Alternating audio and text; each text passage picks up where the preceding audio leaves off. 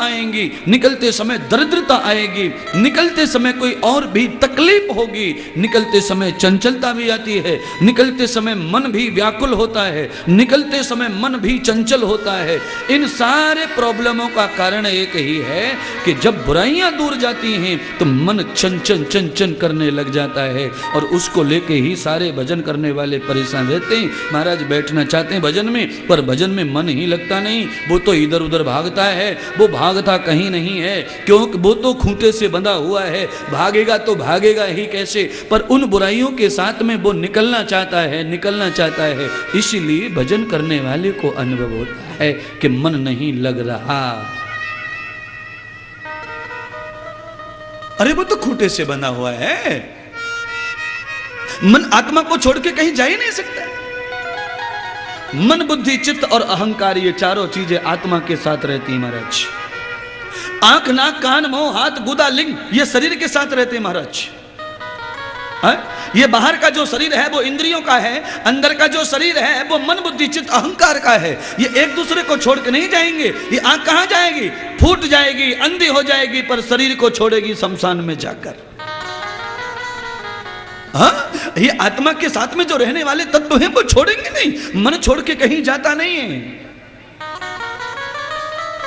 मन भटकता भी नहीं है। मन के अंदर जो बुराइयां हैं, चित्त के अंदर जो दोष हैं, वो दोष और वो बुराइयां मन को तकलीफ देती हैं, मन को व्यवस्थित नहीं रहने देती। इसलिए मन हिलता डुलता है। जैसे पानी हिल रहा हो, पानी हिल रहा हो, आप अपना चेहरा देखिए तो चेहरा हिलता दिखेगा, पर वास्तव में चेहरा हिलता, वास्तव में चेहरा नहीं हिलता है। पर पानी में अगर देखा और हिला दिया पानी को, तो पानी चेहरे को हिलाता है, पर वास्तव में चेहरा नहीं हिलता है। ऐसे ही मन वास्तव में चंचल होता नहीं, मन वास्तव में बेकाबू नहीं होता है, पर वो पानी, वो माया जो है वो उसे हिलाती रहती है और तुम्हें अनुभव कराती है, तुम्हें बाधा दिखाती है, और वो महसूस करा देती है कि उठ, भजन में से तेरा मन नहीं लग रहा है।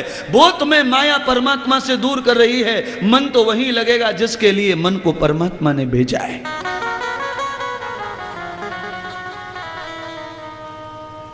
हाँ, पानी में चेहरा देख लेना कभी कभी। हाँ, मेरा जो ज्ञान है ना, इसका अनुभव भी करना चाहिए घर पे जाके। हाँ, पानी भर लेना बाल्टी में, हाँ, और अपना चेहरा डाल देना और ऐसे उंगली हिला देना, बस। फिर देखना चेहरा कैसे मटकता है उसमें। हाँ, वास्तव में चेहरा नहीं मटकेगा। मन वास्तव में कहीं नहीं जाता आता है, पर जो वो माया रूपी पानी है, उस माया रूपी पानी में तुम्हारा मन बेकाबू हो जाता है, हिलता डुलता है। तो ध्यान रखिएगा, पानी में जो तुम्हारा स्वरूप हिल रहा है उससे तुम्हें कोई फर्क नहीं पड़ता। ऐसे ही तुम्हारे हृदय में भजन में जब तुम्हारा मन चंचल होकर तुम्हें अनुभव कराता है कि वो भजन में नहीं है, तो वो तुम्हारा मन नहीं है तो भी तुम्हारा कोई नुकसान नहीं है। तुम्हें भजन करना ही चाहिए, तुम्हें बैठना ही चाहिए, तुम्हें नियम करना ही चाहिए। हाँ? माया के बेग में मन परेशान होता है। शंकर भगवान की कथा चल रही है, पार्वती माता की कथा श्रवण करने से दोष निकल रहे हैं, तो प्रमाद नाम का जो राक्षस है, आलस्य नाम का जो दरिद्र है, वो पार्वती माता के ऊपर आ बैठा बाहर से। अंदर से बाहर निकला तो बाहर से ऊपर आया, ऊपर जब आया तो माता पार्वती को झमाई आने लगी कथा में। और भागवत के वक्ता कहते हैं कि कथा सुनने वाला जब सो जाता है तो वक्ता को बड़ा दोष लगता है। क्यों? वक्ता भी अरुचि में आ जाता है, वक्ता को भी रुचि नहीं रहती है भगवान की कथा में। और वक्ता को अगर रुचि भगवान की कथा में नहीं रही तो कथा नीरस हो जाती है, अशुद्ध हो जाती है, अनविंद हो जाती है। पोथी में समाई हुई कथा को अशुद्ध वक्ता कर देता है। कैसे? आलस्य के प्रभाव से, श्रोता के प्रभाव से। इसलिए वक्ता कमजोर पड़ जाता है, क्योंकि सुनने वाला ही जब कोई एंजॉय नहीं कर रहा है तो वक्ता कैसे का आनंद देगा और कैसे आनंद में रहेगा। इसलिए तुलसीदास कहते हैं, श्रोता वक्ता ज्ञान निधि कथा राम कहित गूढ़। श्रोता और वक्ता दोनों गूढ़ ज्ञान को समझने वाले और कहने वाले चाहिए। उसके लिए मैं हमेशा थोड़ी देर अपनी ऐसी बातें आपके जीवन में प्रस्तुत करता हूं जिन बातों से आपका लेवल बन जाए, आपकी क्वालिटी बन जाए, आपका स्तर डेवलप हो जाए, आपके अंदर बुद्धिमत्ता का विकास हो जाए, आपका चिंतन, आपका स्वभाव सरल हो जाए, जिससे कथा समझ में आ जाए।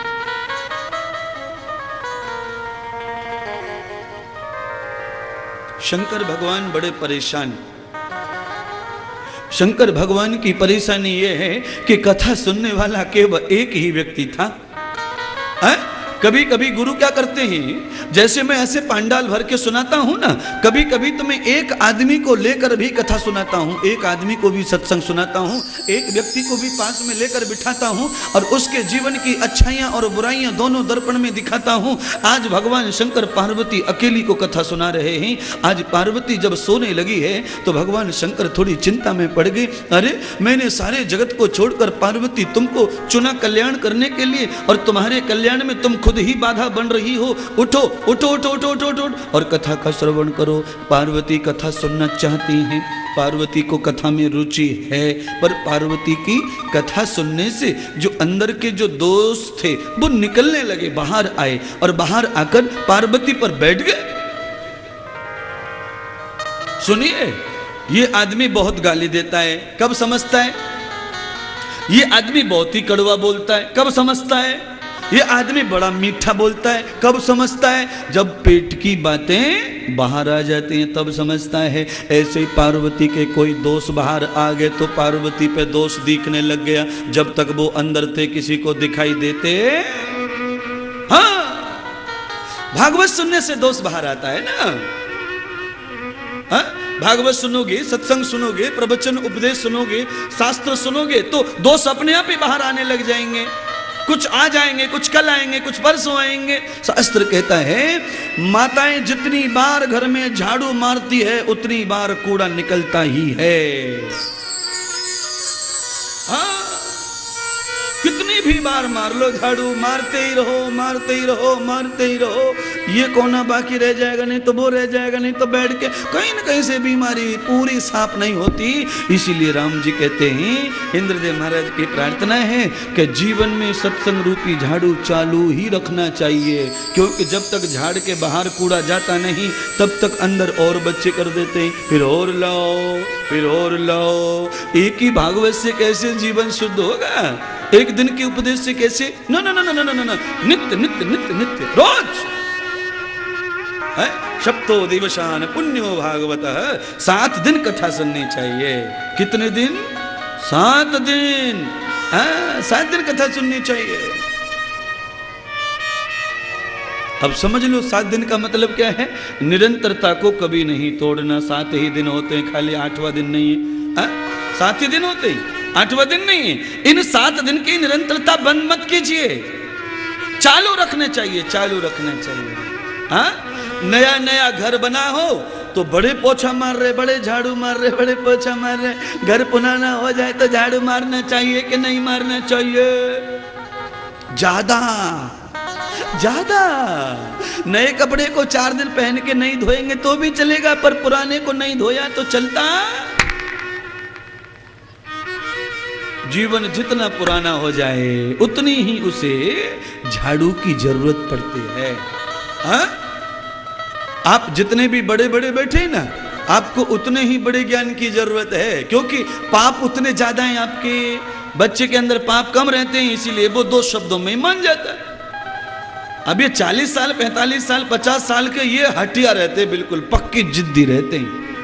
कथा सुनेंगे, ताली बजाएंगे, कथा बढ़िया है, प्रशंसा करेंगे, पर एक शब्द मानने को तैयार नहीं हो सकते। क्यों?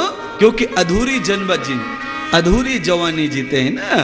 वो जीना चाहते हैं और जीना चाहते हैं। क्या जीना चाहते हैं? तो वही जीना चाहते हैं, पानी वाला मन जीना चाहते हैं, माया का मन जीना चाहते हैं, हिलने डुलने वाला मन जीना चाहते हैं, भटकने वाला मन, बेचैनी वाला मन जीना चाहते हैं। अरे और 10 साल निकाल लें, फिर बाद में कर लेंगे सब। बाद में कब? कोई तारीख नहीं है बाद की तो। कभी कभी तो बाद आता ही नहीं है। जो वायदे ही कभी कभी वो तो नहीं पूरे होते ना। क्यों? प्रभु के चक्र से दुनिया चलती है, हमारी इच्छा से दुनिया नहीं चलती है। तुमने इच्छा कर ली, नहीं नहीं भाई अब तो हम अगली कथा में गुरु बनाएंगे। इस बार तो हमने समझा गुरु कैसा होना चाहिए, कथा क्या रहती है, गुरु क्यों करना चाहिए, फिर हम अगली कथा में जब कभी मौका मिलेगा तब करेंगे। चलो इतने वाजिन इव ऋत प्रतिष्ठम यदजिरम जविष्ठम तन्मे मनः शिव संकल्पमस्तु। जब जीवन संकल्प हो जाए तो शिव युक्त होना चाहिए, शंकर युक्त होना चाहिए। क्यों? जिंदगी में कल्याण करने का कार्य शिव जी का है, जिंदगी में कल्याण करने का कार्य शिव जी का है। इसीलिए तो मैं कह रहा हूं शिव युक्त जीवन चाहिए। जिनका आधा जीवन निकल गया है उनके लिए शिव जी की कृपा चाहिए। कल्याण करने वाले की, ज्ञानी की त्रिनेत्रम, तीसरा नेत्र चाहिए, तब जवानी बचती है, तब बुढ़ापा बचता है। बालपन तो खेल कूद में निकल जाता है पर जवानी खेल कूद में नहीं निकलती। और यहां तक कह दिया ऋषियों ने, जवानी में खेल कूद करना भी नहीं चाहिए, जवानी को जीना चाहिए, जवानी को जीना चाहिए।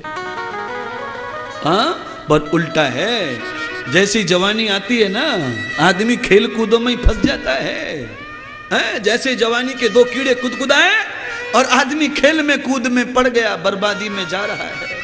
हाँ, ऋषि कहते हैं जवानी जीने के लिए होती है, जवानी जिंदाबाद के लिए होती है, मुर्दाबाद के लिए नहीं। पर तुम्हारे अंदर जो माया रूपी कुकर्म है वो तुम्हें मुर्दाबाद करने के लिए जवानी लाए हैं। इसीलिए हिलने डुलने वाली जवानी नहीं चाहिए, मायावी जवानी नहीं चाहिए। ऐसा शंकर पार्वती को सिखाते हैं। पार्वती नहीं सुनती ज्ञान को, क्योंकि अच्छी बात यह है, कल मैंने कहा था कि आदमी कहीं भी मरता है, पार्वती कथा सुनते सुनते मर गई। क्योंकि एक मरना होता है शरीर से और एक मरना होता है कर्म से।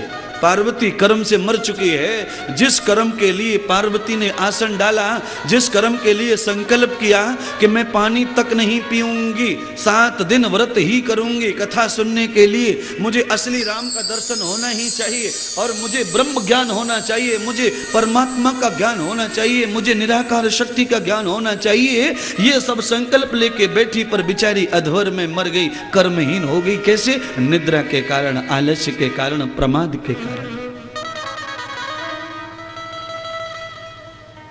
हमारे गुरुजी कहा करते थे कि दुनिया में सबसे बड़ी बुराई आलस्य है। आलस्य सारी बुराइयों की जड़ है, ऐसा गुरुजी का शब्द है। ये जड़, सारी बुराइयों की जड़ आलस्य है। आदमी जब आलसी हो जाता है तो उसमें लाख बुराइयां आ जाती हैं, लाख दोष आ जाते हैं, लाख घाटे आ जाते हैं, लाख नुकसान आ जाते हैं। इसलिए सोते सोते भी फ्रेश रहना चाहिए, सोते सोते भी। अगर तुम 10 दिन जागरण करो, 10 दिन के बाद भी 1 घंटे सोने को मिल जाए, उसमें से भी आधे घंटे में ही तुम्हें कोई उठा दे और बिना नहाए धोए, बिना आंखों में पानी मारने के बाद भी तुम ऐसे लगने चाहिए कि तुम एकदम प्रसन्न फ्रेश हो, तुम्हें निद्रा ने नहीं सताया। क्यों? निद्रा जिन्हें सताती है उनके जीवन में अभी दोष हैं, ये प्रमाण है। पार्वती के जीवन में दोष थे, इसीलिए तो शंकर ने उन्हें बिठाया पास में, इसीलिए तो कथा का दर्शन करवा रहे शंकर जी। हाँ, जिन लोगों में दोष है परमात्मा प्रभु उन्हें अपने निकट करके उनके दोष को निकालने के लिए सत्संग देता है, सत्य का ज्ञान देता है, बोध कराता है। आज हमारे प्रभु सूत जी ने शौनक आदि ऋषियों को दर्शन करवाया कथा का, और दर्शन में कथा के ये दर्शन दिया कि देखो, सूत जी ने कहा ऋषियों से, शौनक जी, नारद जी मैत्र जी को कहते हैं, गार्गी माता को श्रवण करवाया, देवी पार्वती माता आज सो जाती हैं तो शंकर भगवान पर लोड आ गया भागवत का, भगवान की कथा का। अब कौन सुने? और कथा पूरी ना हो तो वक्ता को अपराध लगता है, इसलिए कथा पूरी भी होनी चाहिए।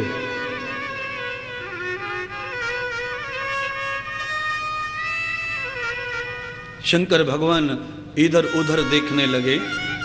शंकर भगवान ने इधर उधर देखा, कोई भी कथा सुनने के लिए परमात्मा शंकर को दिखाई नहीं दिया। परमात्मा को थोड़ा और बेचैनी बढ़ गई। परमात्मा ने अपने इष्ट, अपने सतगुरु श्री हरि को याद किया। इतनी ही देर में हरि का मंत्र जपने वाला एक तोता कल्प वृक्ष की डाल पर बैठा हुआ दिखा। हरि कृपा से नारायण जपने वाला प्रभु का तोता आ गया। भगवान शंकर ने सोच लिया, जो तोता हरि के गीत गा सकता है वो हरि की कथा सुन भी सकता है। पार्वती को परमात्मा ने छोड़ दिया और तोते को कथा सुनाने के लिए प्रभु तैयार हो गए। महाराज, इतनी महानता वक्ता के अंदर चाहिए।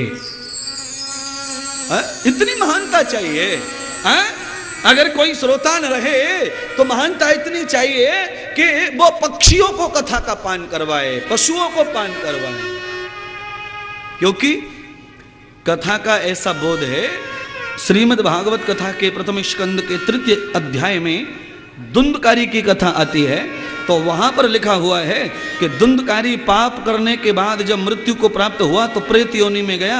उसके भाई ने प्रेत योनि से मुक्ति करने के लिए धुंधकारी को बांस की लकड़ी में बिठाकर कथा सुनाई। जब लकड़ी में कथा सुनने वाला जीव तर जाता है तो गाय भैंस पशु बकरी भी तरेंगे, पक्षी भी तरेंगे, तुम तो महा तर जाओगे, तुम तो बार बार तर जाओगे।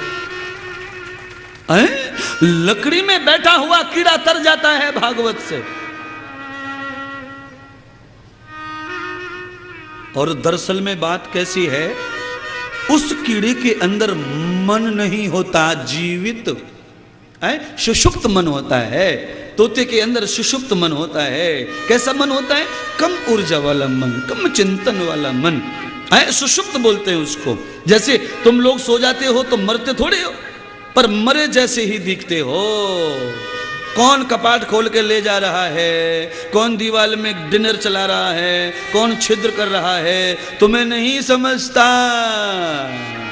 ऐसे ही पशु पक्षियों को मन होता तो है, पर उनका मन सोया हुआ रहता है, अल्प अवस्था में रहता है, अधूरी अवस्था में रहता है।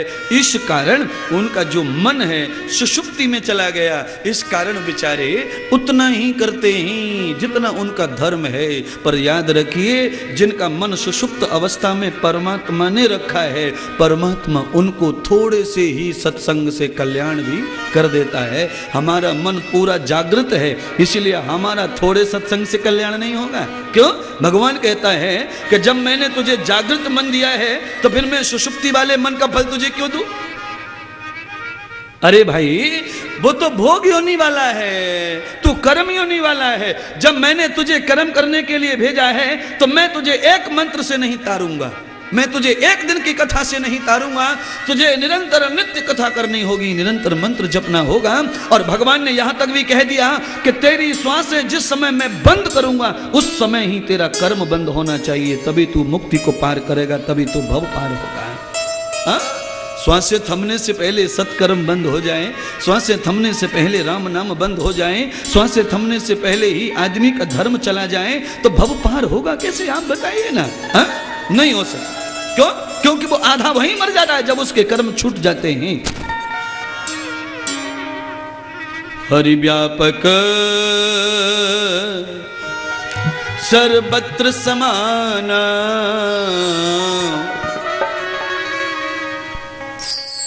प्रेम हूं प्रगटत यही मैं जाना। संत तुलसीदास महाराज कहते हैं, परमात्मा सब जगह व्यापक है पर उसे सब नहीं पाते। क्यों?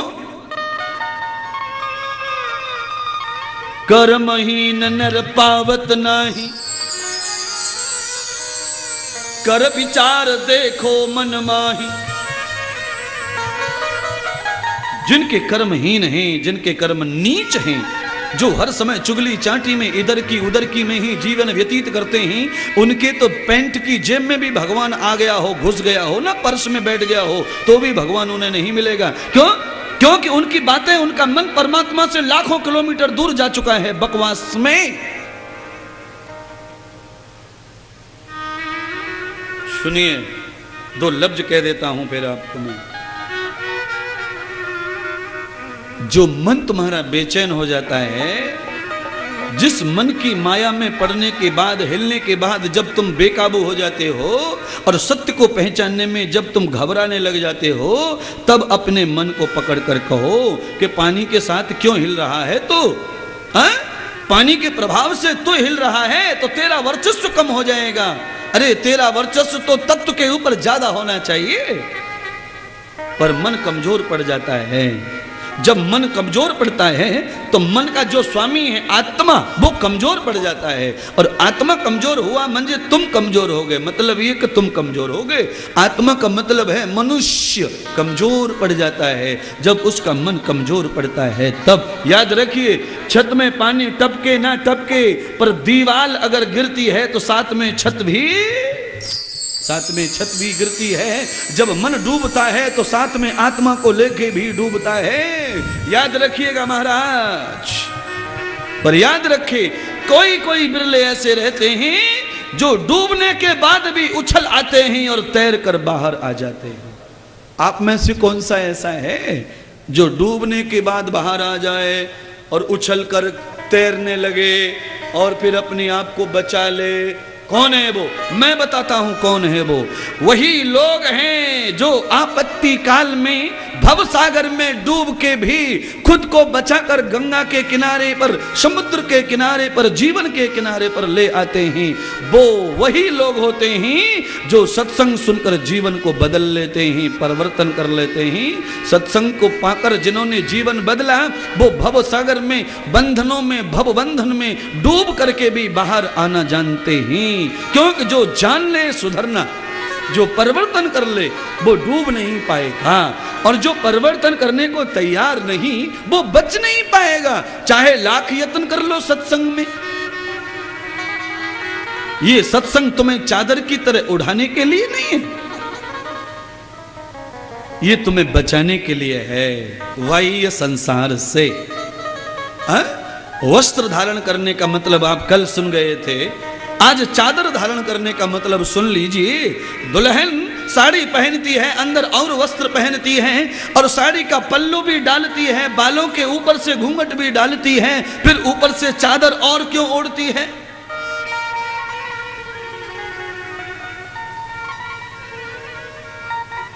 बोलिए ना। मई जून के महीने में चादर की कोई जरूरत, फिर भी दुल्हन के ऊपर चादर डाली ही जाती है। हाँ, बिना चादर के काम बनता ही नहीं। वस्त्र धारण कर लिए, वस्त्र के ऊपर से उपवस्त्र। कुल मिलाकर मेरे कहने का मतलब यह है, वस्त्र माने शरीर और उपवस्त्र माने परमात्मा। जब ये दोनों रहते हैं तब ही आदमी का सम्मान बढ़ता है, इज्जत बढ़ती है, सौंदर्य बढ़ता है। अच्छी कन्याएं जब सूट सलवार पहन करके 1-2.5 मीटर का कपड़ा ओढ़कर छाती पे डालती हैं तो अच्छे घर की दिखती हैं, संस्कारी बेटियां दिखती हैं। और बाकी एड़ी बावड़ी जैसे घूमती हैं, उन्हें देख के तो पता चलता है कि अमेरिका घुस गया पेट में। हाँ? अच्छा बताइए, आप बताओ ना। हाँ? अरे 2.5 मीटर का कुर्ता पहना है, 2 मीटर का पैंट पहना है, पूरी बॉडी ढकी हुई है, तो कन्या को ऊपर से और 2.5 मीटर काय को डालने का? लोडली ओबड़ी चुनरी को डालने का? अरे हमारे ऋषियों का धर्म है ये। उपवस्त्रम उपवस्त्रम उपवस्त्रम। हाँ, मंत्र है एक वेद में, अमृतो उपवस्त्रम मसी स्वाहा, अमृत विधानमसि स्वाहा, सत्यम यशः श्रीरमय श्रेयस्रेताम स्वाहा।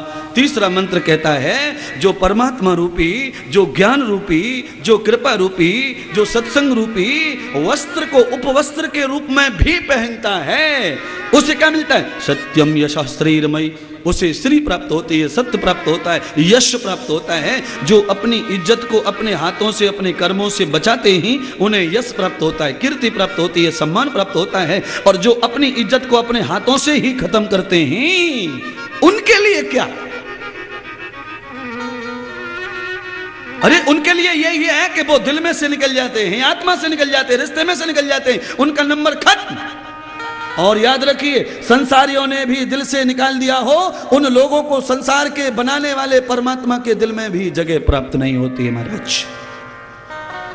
तो मेरी बहनों बंधुओं, ऐसा कोई कर्म मत कर लेना जिससे तुम जन्म देने वालों के हाथ से निकल जाए, दिल में से। जन्म देने वाले के दिल में से कभी नहीं निकलना चाहिए, क्योंकि अपने खून पसीने की कमाई को दिल में से कोई निकालना नहीं चाहता, पर कर्मों की गति नहीं आ रही।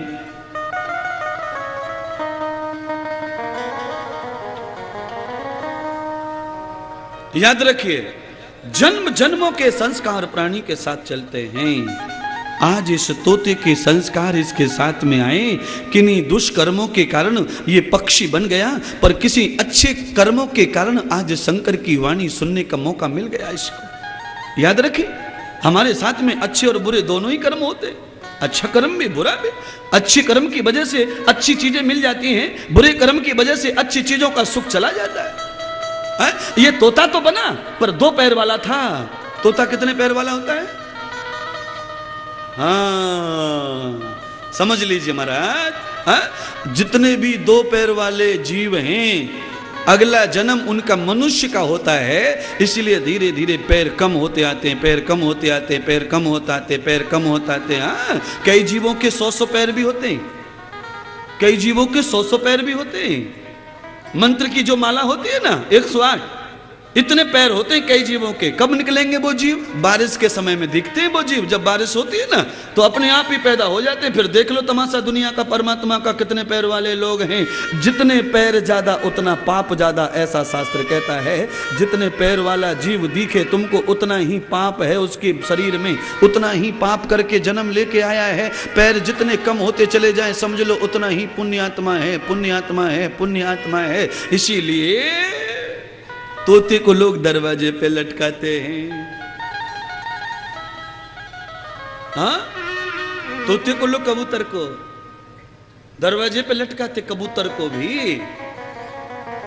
हाँ, अगला जन्म मनुष्य का है। क्यों? मनुष्य की संगति कर रहा है तोता, मनुष्य की संगति कर रहा है। अब अगले जन्म में फिर से कर्म करने का मौका मिलेगा इसको।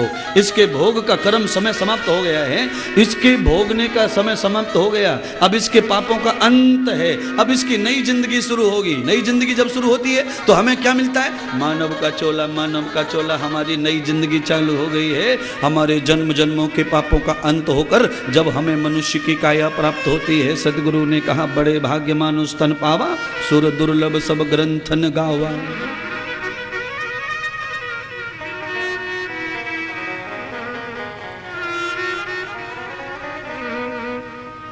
क्या करेंगे बताइए। अब 7वां दिन पूरा हुआ कथा का। तोता भगवान शंकर की गोद में आकर गिर पड़ा। भगवान शंकर की गोद में जब तोता गिरा तो भगवान शंकर को बड़ा आश्चर्य हुआ, अरे ये पक्षी मेरी गोद में कैसे गिरा? तो शंकर भगवान ने जब देखा अंतर्यामी प्रभु ने, तो उसकी श्वासें भगवान शंकर में जा चुकी हैं, उसकी आत्मा शंकर के पेट में जा चुकी है, शंकर की मई आत्मा हो गई है। आज तोते की आत्मा परमात्मा में हो गई, लीन शंकर में चली गई। हाँ? जैसे नदियां समुद्र में जाकर समुद्र बन जाती हैं, वैसे ही तोते की आत्मा शंकर में गई तो शंकर बन गई। और जब शंकर बन गई तो तोते का जो नकली शरीर है वो शंकर की गोद में, यहां भी जय जय और वहां भी, दोनों शरीरों का कल्याण हो गया। मरने के बाद में जो शरीर चिता में जाना चाहिए, जिसे कुत्ते खाने चाहिए, वो शंकर की गोद में है। अब इसे कुत्ते नहीं खाएंगे, अब तो इसकी आहुति लगेगी अग्नि में और इसके शरीर का भी कल्याण होगा। आत्मा का कल्याण तो हो ही गया है शंकर के शरीर में जाकर। जैसे ही तोते की आत्मा मृत्यु को प्राप्त करके शरीर नश्वर हो गया, खत्म, आत्मा अनंत अनंत अमर अजर शंकर में प्रवेश कर गई। और शंकर ने कथा की पोथी को, दर्शन को बंद कर दिया। पार्वती को कहा देवी तुम्हारा दुर्भाग्य है कि आज तुमने घर में आई हुई गंगा में पूरा स्नान नहीं किया है। देखो संसार में उड़ते हुए पक्षी आए और गंगा स्नान करके अपने आप को पवित्र करके मुक्ति को प्राप्त हो गए। तोते को मुक्ति प्राप्त हो गई। अब सुनिए, जब जीव को मुक्ति प्राप्त हो जाती है तब वो स्वतंत्र अवतार लेता है। अब ये कथा तुमने कभी नहीं सुनी होगी। स्वतंत्र अवतार किसे कहते हैं? स्वतंत्र अवतार का मतलब है कि हम परब्रह्म परमात्मा के बराबर में आ जाते हैं। फिर हमें परमात्मा की अनुमति से जन्म नहीं लेना पड़ता है। फिर हमें चाहे तो जन्म लें, न चाहे तो नहीं लें। इसको मुक्ति का सुख बोलते हैं। मजबूर नहीं होना पड़ता है। और जितने भी जन्म हो रहे संसार में, ये सब मजबूरी के जन्म हैं। मलमूत्र से पैदा जो हुआ वो मजबूरी का जन्म है। भगवान शंकर ने कहा कि जो आत्मा मुक्त हो जाती है वो अमैथुन से पैदा होती है, मैथुन से नहीं।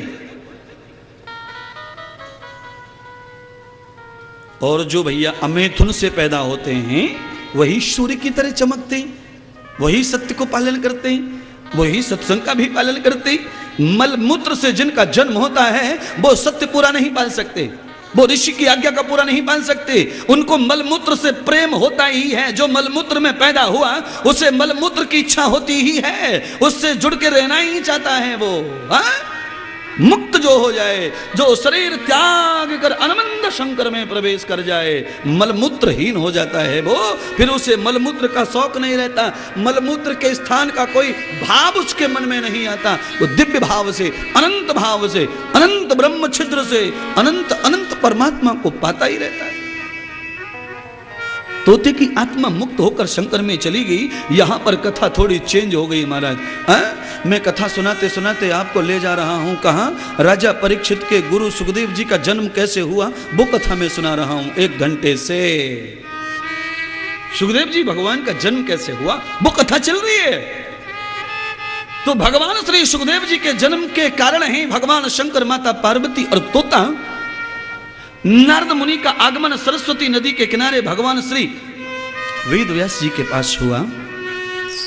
जिन वेद व्यास जी ने दर्शन शास्त्रों के अर्थ मूल किए, जिन्होंने वेदों के अर्थ मूल किए, जिन्होंने दर्शनों को उपन्यास बनाकर छोटे से सरल भाषा में मनुष्य तक पहुंचाया, उन वेद व्यास जी के घर संत आए, नारद जी आए। और नारद जी को देखने के बाद व्यास जी ने अपनी चिंता नारद जी को बताई। क्यों बताई? क्योंकि नारद जी के पास में वो असली ज्ञान है जो बूढ़ों की चिंता दूर कर देता है। कल नारद जी ने अपने पापा की चिंता दूर कर दी, आज पापा के दोस्त की चिंता दूर करने आए हैं सच्चे दरबार की। जिनके पास जो ज्ञान होता है उसका लाभ लेना ही चाहिए, ऐसा भागवत कह रही है। हाँ, अरे ज्ञान का लाभ लेना ही चाहिए। मत मतांतर धर्म जाति संप्रदाय ये आदमी को कर्महीन बनाते हैं। नारद जी को देखा, नारद जी को देखते ही व्यास जी खड़े हुए और नारद जी के पास में गए। कहा, प्रभु मुझे भी तकलीफ वही है जो ब्रह्मा जी को थी। आपने ब्रह्मा जी को कल्याण कर दिया, क्या तुम मेरा कल्याण नहीं करोगे? अरे संत महंत तो कल्याण करने के लिए यात्रा करते हैं। हे नारद जी, आप मेरा रूप देखिए, मुझे भी बड़ी चिंता सता रही है। आप मेरी चिंता समझ लें और मुझे कोई उपाय बताएं। याद रखिए, साधु महात्मा संत पाखंडी भी होते हैं, तिलकधारी भी होते हैं, वस्त्र वाले भी होते हैं, नीच निकम्मे भी होते हैं, पर असली भी होते हैं। याद रखिए, चमकने वाला हर कांच हीरा नहीं हो सकता है। चमकने वाला हर कांच हीरा नहीं हो सकता है। ऐसे ही दिखने वाला हर साधु साधु नहीं हो सकता है, दिखने वाला हर ज्ञानी ज्ञानी नहीं हो सकता है। वो तो बिरले ही अनमंद मुक्त आत्माएं रहती हैं जिन पर ज्ञान सवार होता है, जिन पर विवेक सवार होता है, जिन पर तप व्रत सवार होता है, जिन पर संयम सवार होता है, जिन पर इतनी चारी चीजें सवारी करती हैं, वही दिव्य होते हैं, वही सच्चे संत साधु कहलाते हैं। याद रखें, जो कमजोर होते हैं, दुर्लभ होते हैं, कर्महीन होते हैं, वो 1 मिनट में ही अपना सारा का सारा दोष कबूल कर लेते हैं जब डंडा पड़ता है पीठ पर। तो हाँ, कबूल कर लिया, हाँ मैं अपराधी हूं, मुझसे गलती हुई, मैं हुआ वो हुआ। अरे रे रे रे रे रे रे, साधुओं के गले में फांसी डलवा दी नालायकों ने।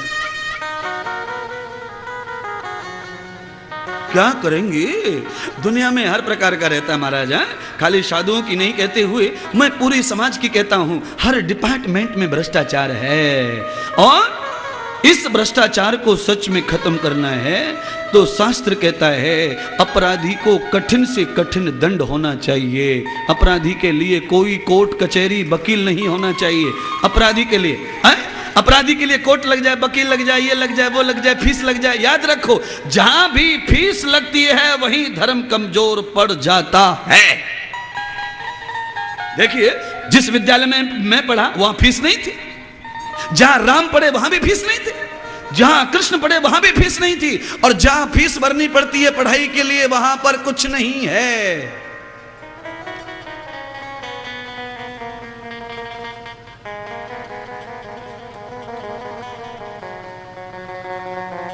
सत्य को सत्य करने के लिए, झूठ को झूठ करने के लिए, समाज को न्याय देने के लिए वकील की पढ़ाई कोई नहीं पढ़ता है आजकल। याद रखना, हाँ, तुम्हारा जो बेटा बेटी वकील बन रहे हैं ना, ये सत्य को सत्य करने के लिए नहीं पढ़ रहे। इनको बंगला बनाना है पापा से अच्छा, इनको गाड़ी इंडिका नहीं चलती, इनको फॉर्च्यूनर नहीं है। हाँ?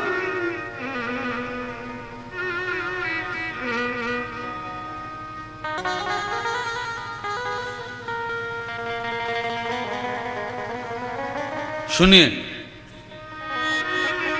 भगवान करे उद्देश्य बनाकर जीवन जियो, पर उद्देश्य ऐसे नहीं होने चाहिए जिनमें माया हो, जिनमें अंधविश्वास हो, अंधकार हो, अज्ञान हो। बगना बनाने की जो तमन्ना है ये अंधकारी है। मैं तो भगवान से प्रार्थना करूंगा कि आप ऐसे ऐसे धंधे करो जिसमें आपको तनक भी 2 नंबर और 4 नंबर करने की जरूरत ही नहीं पड़े। हाँ, ऐसे धंधे करो जिसमें कुछ करना ही ना पड़े। सत्यम गति दर्शनम, सत्य का दर्शन कर लो। सत्संग से वो धंधे भी करने आ जाएगा, वो व्यापार भी आ जाएगा जिसमें कुछ भी हानि नहीं, समाज की, धर्म की, परमात्मा की, आत्मा की, सब श्रेष्ठ रहता है और धन ही धन रहता है।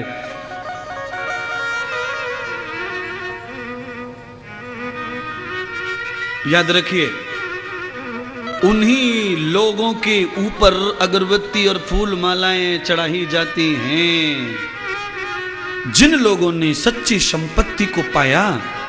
याद रखो, जिन लोगों का श्राद्ध मनाया जाता है वो नकली लोग थे, जिनका श्राद्ध नहीं होता, जन्मदिन ही होता रहता है, वो असली लोग थे। हैं? तुम्हारे दादाजी का क्या होता है? श्राद्ध। हाँ? अच्छा बताओ, आप लोग बताना, इधर वाले बताओ, इधर थोड़े ज्यादा से होशियार से लोग बैठे हैं। अच्छा बताओ, बताना, जवाब दे रहा हूं। तुमने विवेकानंद का श्राद्ध होते देखा है? अच्छा, विवेकानंद का जन्म उत्सव होते देखा है? हाँ, हर साल आता है, अभी तो गया है। हाँ? अच्छा, तुमने दयानंद का श्राद्ध होते देखा है? तुमने वेद व्यास का श्राद्ध होते देखा है? तुमने राम जी का श्राद्ध होते देखा है? तुमने कृष्ण का श्राद्ध होते देखा है? तुमने द्रौपदी का श्राद्ध होते देखा है? तुमने राधा का श्राद्ध होते देखा है? नहीं, तुम्हारे दादाजी का क्यों हो रहा? अरे नकली आत्मा है तुम, नकली नकली। हाँ? जियत पिता के दंगम दंगा और मरत पिता पहुंचाए गंगा। हाँ, चलो चलो चलो, नासिक में होगा ये काम, तो यहाँ नहीं होता। 40 गांव में नासिक ही जाना पड़ेगा खोपड़ी साफ करने के लिए। पप्पा जो मर गया है, अरे पप्पा मरने के बाद में बालों की इतनी कीमत हो गई कि नासिक में जाके कटिंग हो गई। पापा से पहले तो पड़ोस में कटवा के आ जाता था, बाबा के मरने के बाद में नासिक से पहले ना। अच्छा बताओ, तेरे बाल कटने से पापा का क्या भला होने वाला है? वो तो कुत्ते में चला गया कब का। बाल तो कटने ही चाहिए। कहां लिखा है? जितने भी माई के लाल यहां बैठे हैं, बड़े बड़े पंडितों के बाद जाके पूछ के आओ कि मरने के बाद बाल कटवाना चाहिए, कहां लिखा है? अरे चैलेंज भी तो कर रहा हूं पूछने का, रोक नहीं रहा, जाके पूछना भी चाहिए गुरु बाबाओं से कि बाल कटवाने का, खोपड़ी चिकनी करना चाहिए बाबा मर जाए तो, कहां लिखा है? मुझे भी बता दो, मैं भी पढ़ लूंगा शास्त्र।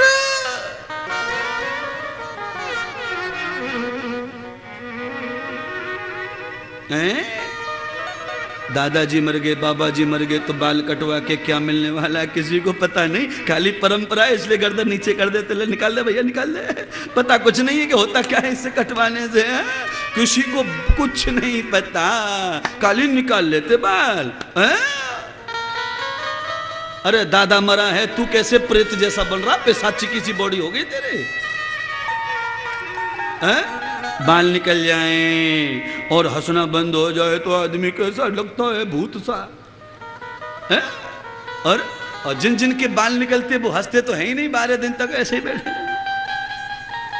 हाँ, अच्छा बताओ, दादाजी ने कुकर्म किया है कि बाल निकलने वाले ने किया है? मुझे तो पता नहीं चल रहा है, पर ये सुस्त क्यों बैठा है, टेंशन में क्यों बैठा है? न खाता न पीता न बोलता न कुछ नहीं। अरे दादाजी चले गए। अच्छा, दादाजी जब जिंदा थे तू कौन से गाय के दूध की रबड़ी खिलाता था, सो टेंशन ले रहा है तू? दादाजी को देखता भी नहीं था।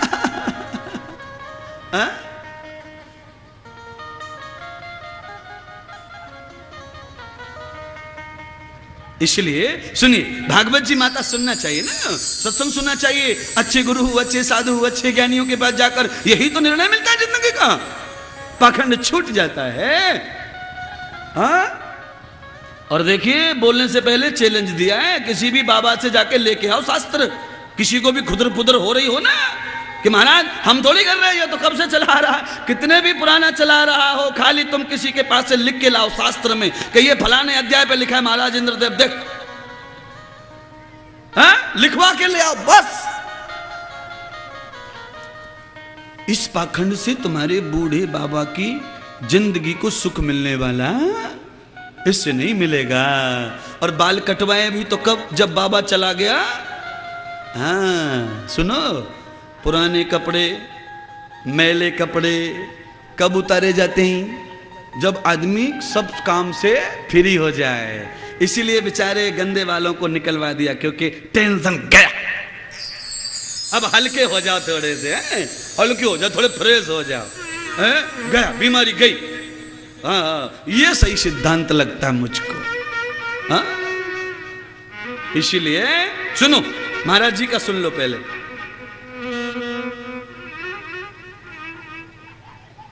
भरोसा कर तू ईश्वर पर, भरोसा कर तू ईश्वर पर, तुझे धोखा नहीं होगा। ये जीवन बीत जाएगा, ये जीवन यूं ही जाएगा, तुझे रोना नहीं होगा। भरोसा कर तू ईश्वर पर, तुझे धोखा नहीं होगा। भरोसा कर तू ईश्वर पर, तुझे धोखा नहीं होगा।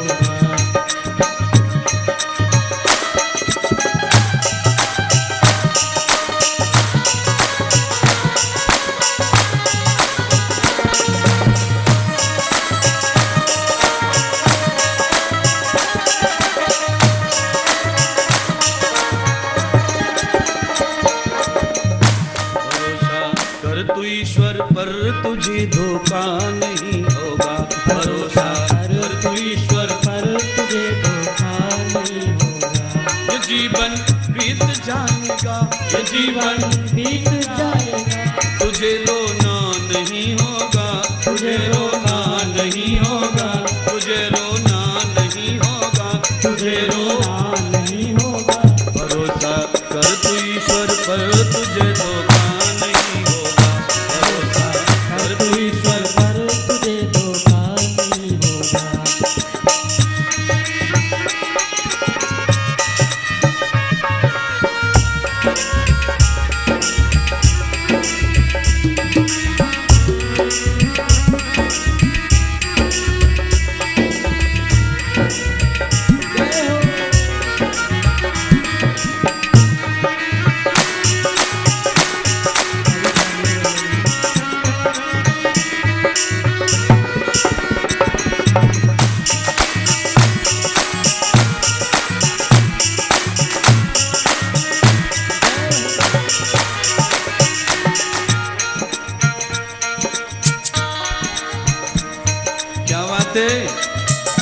इतना गा के महाराज इतनी देर तक प्रवचन सुनाया महाराज ने, फिर भी समझ में नहीं आया। अगर कोई बकरी वाला बाबा आ जाए, बकरी से आशीर्वाद दिलवाने वाला, तो पीछे लग जाओगे। आवाज जा रही है कि पीछे जा रही है? जा रही है तो हाथ, आंखों की रोशनी बढ़ती है ताली बजाने से, इसलिए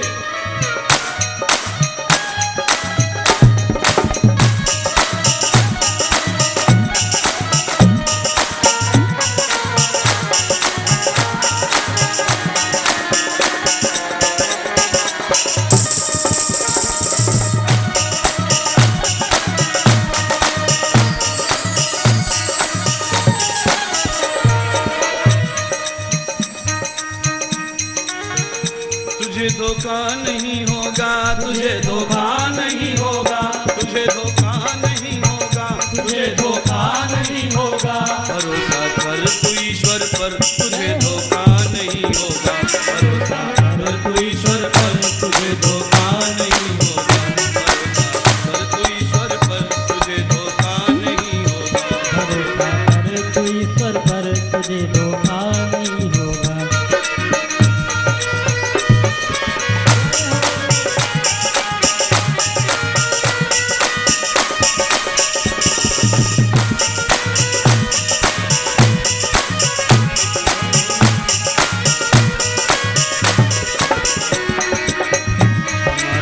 धर्म धन प्यारे सफर में काम आएगा। कमाले धर्म धन प्यारे सफर में काम आएगा। सफर में काम सफर में सफर में सफर में काम आएगा। सफर में काम आएगा। कमाले धर्म धन प्यारे सफर में काम आएगा। कमाले धर्म धन प्यारे सफर में काम आएगा। कमाले धर्म धन प्यारे सफर में काम आएगा। कमाले धर्म धन प्यारे सफर में काम आएगा। ये जीवन बीत जाएगा। ये जीवन बीत जाएगा। ये जीवन बीत जाएगा। ये जीवन बीत जाएगा। तुझे रोना नहीं होगा।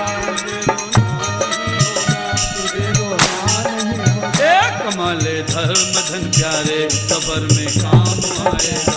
कमाले धर्म धन प्यारे सफर में काम आएगा। कमाले धर्म धन प्यारे सफर में काम आएगा। कमाले धर्म धन प्यारे सफर में काम आएगा। कमाले धर्म धन प्यारे सफर में काम आएगा। कमाले धर्म धन प्यारे सफर में काम आएगा। भरोसा कर तू ईश्वर पर ईश्वर पर तुझे धोखा नहीं होगा। तुझे धोखा नहीं होगा। ये जीवन बीत जाएगा। तुझे रोना नहीं होगा। ये जीवन बीत जाएगा। तुझे रोना नहीं होगा। कमाले धर्म धन प्यारे सफर में काम आएगा। कमाले धर्म धन प्यारे सफर में काम आएगा। कमाले धर्म धन प्यारे सफर में काम आएगा। कमाले धर्म धन प्यारे सफर में काम आएगा। कमाले धर्म धन प्यारे सफर में काम आएगा। कमाले धर्म धन प्यारे सफर में काम आएगा। कमाले धर्म धन प्यारे सफर में काम आएगा। हमारे धर्म धन प्यारे सफर में काम आएगा। हमारे धर्म धन प्यारे सफर में काम आएगा। हमारे धर्म धन प्यारे सफर में काम आएगा।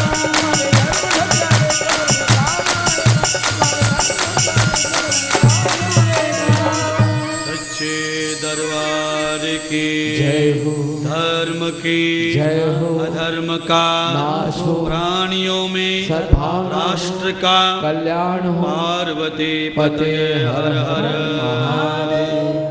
बोलिए परम पूज्य स्वामी श्री इंद्रदेव जी महाराज की जय बैठकर हो। कथा श्रीमद् का भागवत श्रवण। महापुराण की जय हो। बस बस हो गया। आप जय बोल बाद में बोलेंगे, कथा हो जाएगी जब। सर्वतो मदृष्टार भागवतम। नारद जी ने व्यास जी को सही उपदेश दिया। नारद जी ने पाखंड नहीं बताया। अगर साधु बने हो, अगर ब्राह्मण बने हो, अगर पंडित लोग बोलते हैं, अगर महाराज लोग कहते हैं, तो समाज को पाखंड से बचाओ, उसे पाखंड में फंसाओ मत।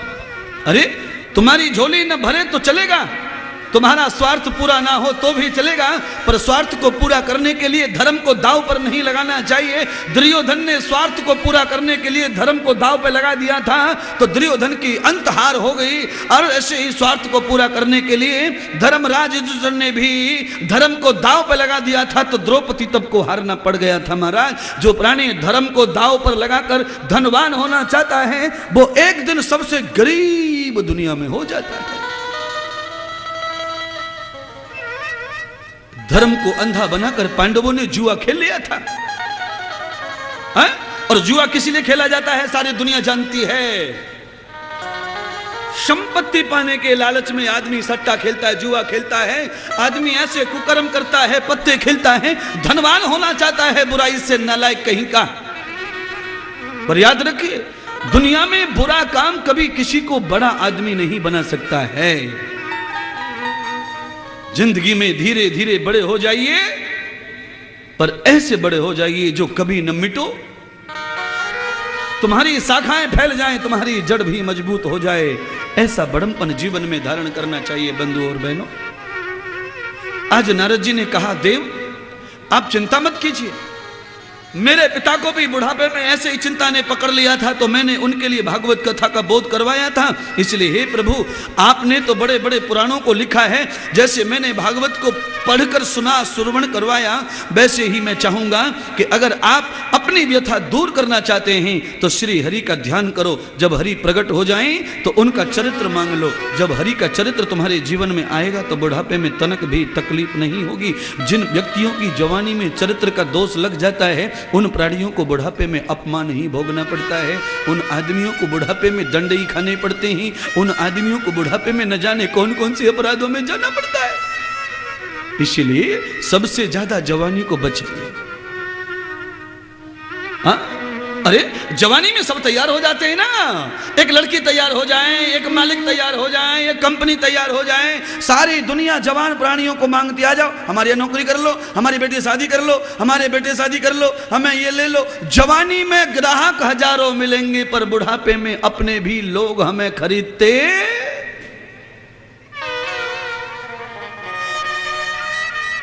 आजकल तो जवानी की बहुत बड़ी मार्केट है, बड़ी बड़ी सभाएं लगती हैं जवानी की। उसको कहते हैं समाज का सम्मेलन। फलानी समाज का सम्मेलन, ढिकानी समाज का सम्मेलन। सम्मेलन किसको कहते हैं? जहां पर धर्म हो। सम्मेलन वो है जहां लड़के लटके छांटे जाते हो बैंगन मूली की तरह, उसको सम्मेलन नहीं कहते। बरबधू मिलावा, ओहो रे मराठी, बरबधू, अरे रे रे रे रे रे रे रे रे। घर से ले आए गाय भैंस की तरह छोरा छोरियों को लाके खड़ा कर दिया हॉल में, ला अपने आप छांट लो जो अच्छी लगे वो ले जा।